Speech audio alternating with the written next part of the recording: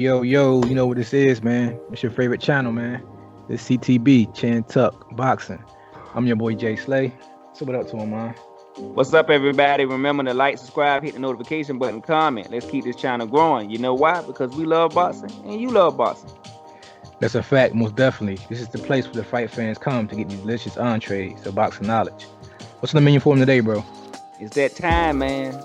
Let's give our predictions for the Devin Haney and Linares fight. Let's do it, man. It's the best favorite time of the week, man. Fight week, fight time. The weigh-ins are done. Both of them made weight. Devin Haney made it at exactly 135. Linares made it at 129 or 130. I'm sorry, 134.6. I think it was. Yeah, somewhere around there. A little around 135. I forgot that fast. But yeah, he just barely made it also. So it's a fight, man. It's time to fight. No excuses. Let's talk about the odds first before we get into our predictions and stuff. The odds of this fight for Linares, man, they call him a severe underdog in this fight. What's your opinions on that? And would you put money on Linares by it being a significant underdog?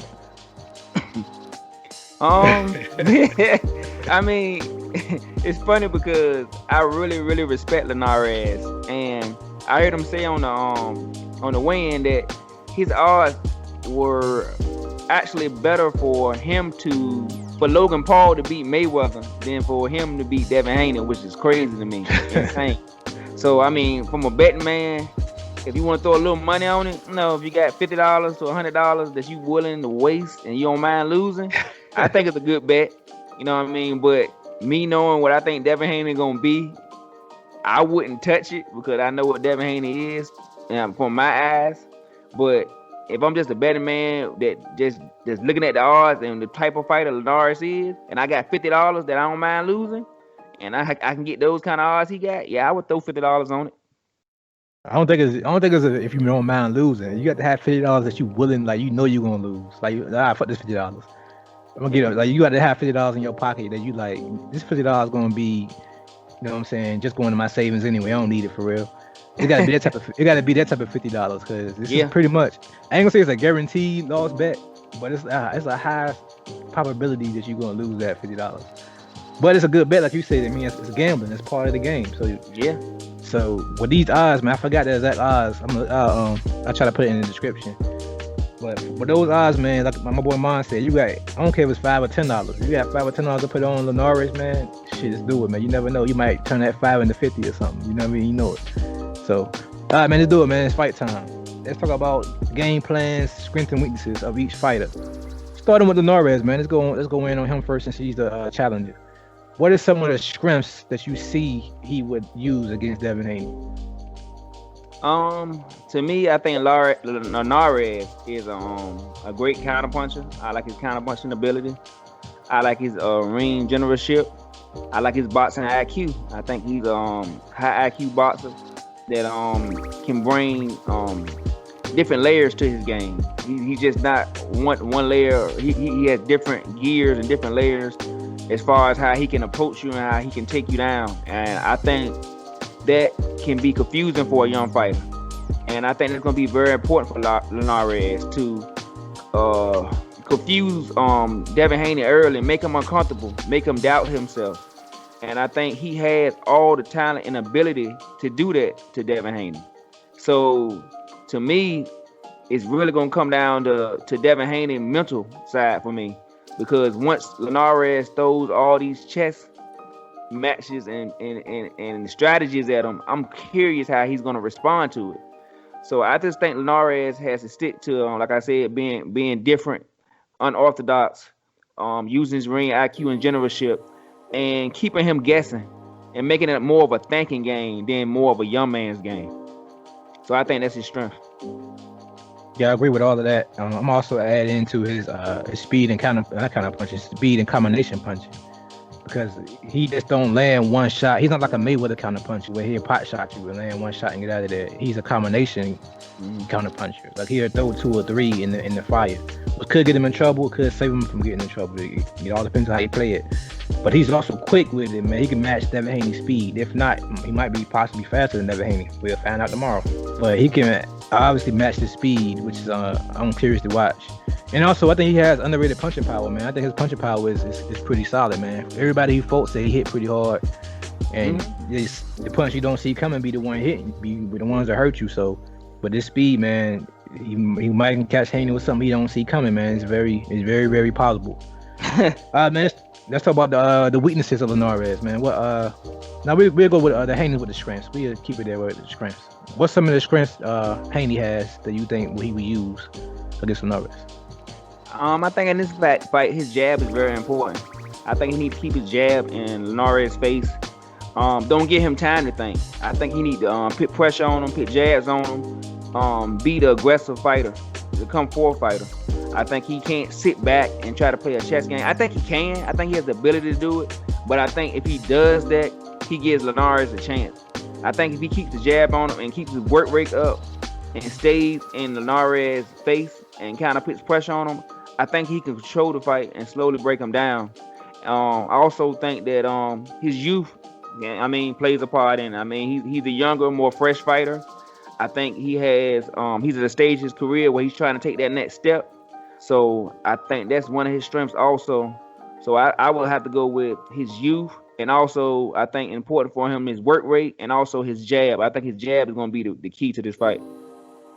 I agree with all that also. I'm also at his defensive responsibility. Devin Haney is hard to hit, bro. He is the school of the whole old school of boxing, man. He understands the rule of hitting and not being hit. He followed that to a T. He land his clean shots. He land his 2, 3, 4 punch combination. He get out of there. He set traps, and all of that Linares has been proven to be susceptible to. He's been proven to be wanting to get into dog fights. He's been proven to throw too many punches. So I think Devin Haney him and his father has an excellent game plan to counteract that with Linares. And like my boy Mon said, he's gonna use that jab on him, and he's gonna use that ring that Q on him, and he's gonna set traps. That's Devin Haney's whole game plan. And he has, like my boy said, he has the youth on his side. They have the stamina. Excuse me, got distracted. He got the youth on his side to stay. We got the youth on his side to initiate the game plan he set, and the stamina to do it. So yeah, I'm gonna lean with this defensive responsibility and his youth. That's gonna be my two keys. All right, man. Let's start with weaknesses, man. What's some of the weaknesses you see Linares having that could be his downfall in the fight with Devin Haney? If you listen to us just then, we pretty much covered his weaknesses, and that's the defensive responsibility and throwing too many punches in between combinations. And you know what I'm saying? He has a lot of heart, and he wears heart on his sleeve. And when he gets in the fire range, he likes to throw one too many shots. I call it the Amir Khan syndrome. When he get in there and you want to throw, you should maybe do 1 or 2 when he throws that extra shot and stays in a little too long and gets caught. And sometimes because of that, his defensive responsibility is not there. Is not there, and a lot of times he gets caught. So in this fight, I just think that can be detrimental to him surviving or winning this fight. So to me, that's the main thing. It's his defense and throwing too many shots. I agree with all that, man, but surprisingly, a lot of people, man, I'm gonna say his size also might be a weakness. Devin Haney looks bigger than him to me. He has a slight height advantage, and I think when they rehydrate tonight, when they rehydrate tomorrow, Devin Haney gonna be the stronger man in that ring tomorrow. I just got the feeling. I think Devin Haney is gonna kind of bully Linares into traps and bully him in where he want him to go in the ring, and that it will be his downfall. Everything you pretty much said with the defensive responsibility lacking and willing to throw too many punches, all of that is gonna play into the bigger man's hands, I feel, and I think it's gonna be a disaster for him. All right, what's your that would be a disaster, bro. What's some of your weaknesses that you see Devin Haney having that Linares could possibly take effect? The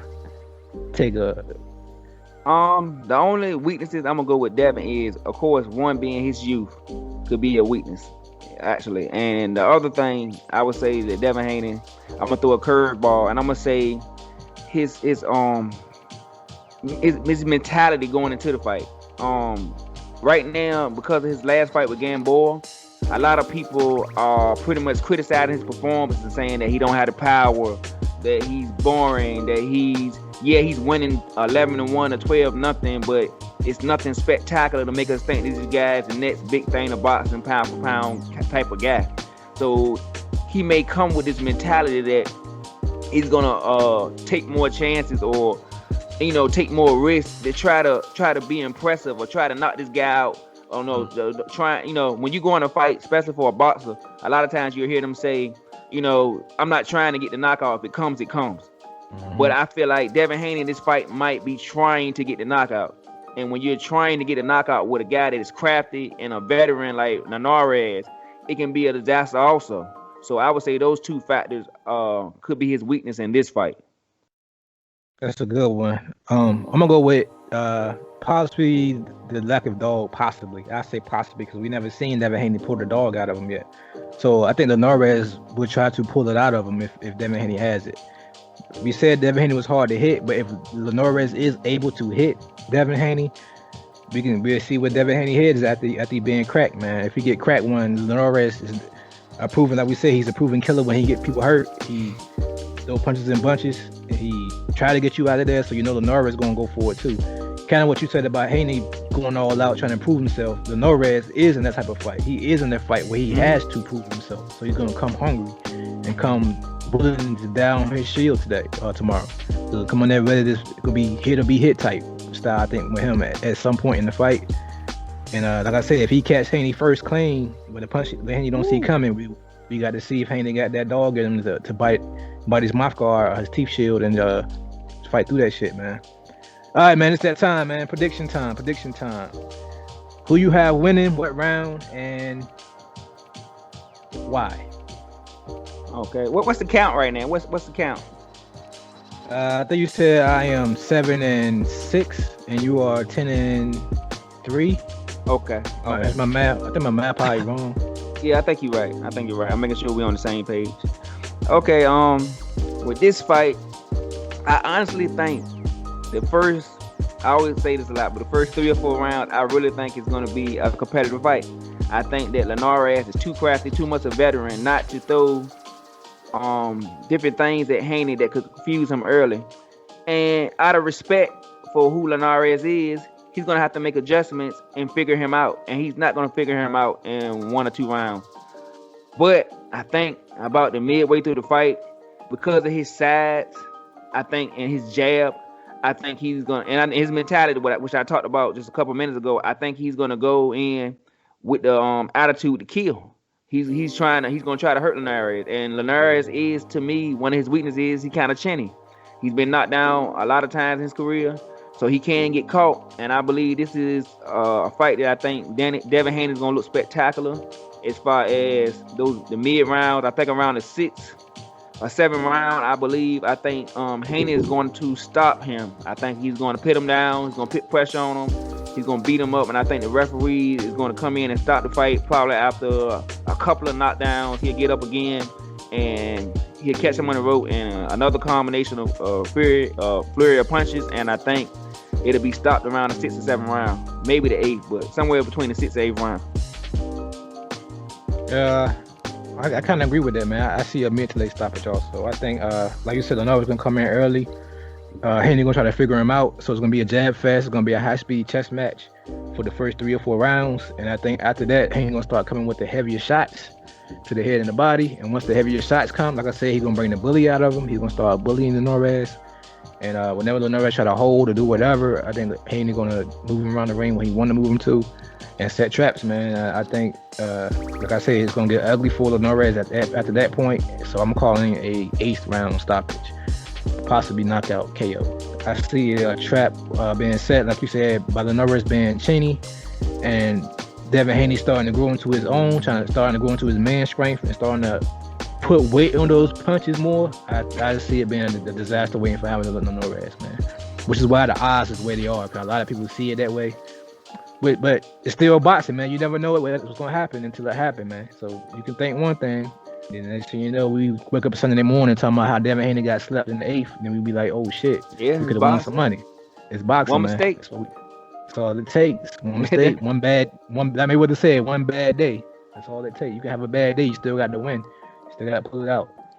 All right, man, with that being said, man, you got anything else you want to add to this fight topic, man? No, I think we covered. I'm just ready to see it, man. Another exciting weekend of boxing. Yeah, I think also Nonito Donaire has a fight too on Showtime. We didn't cover that fight this week, but we'll probably do a short video on Sunday about how that fight turns out if it winds up being exciting. I didn't even know Nonito Donaire was fighting until recently, until like earlier today. So we'll cover that fight too. Since the zone fight card is kind of weak, we probably go back and forth between the Donaire fight and the Haney fight.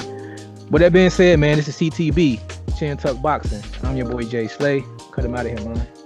All right, everybody, remember to like, subscribe, hit the notification button, comment. Logo at the bottom of the screen, just click on it and subscribe. Let's keep this channel growing. You know why? Because we love boxing and you love boxing. But most of all, God, peace, and love, and we out of here.